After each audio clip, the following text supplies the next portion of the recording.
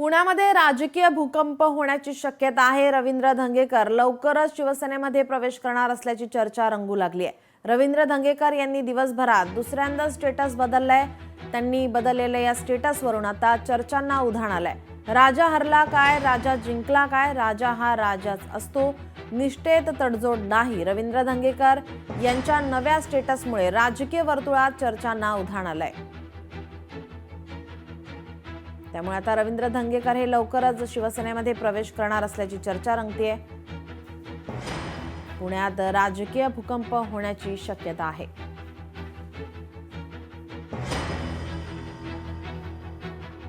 रवींद्र धंगेकर यांनी दिवसभरात दुसऱ्यांदा स्टेटस बदललेला आहे आणि या स्टेटसमुळे आता चर्चांना उधाण आलंय।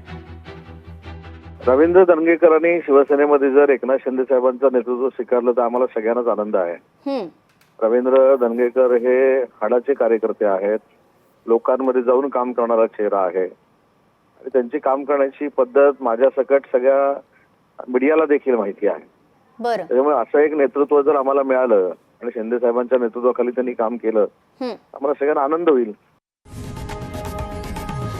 लोकशाही मराठी ऐका, पहा, जागरूक रहा।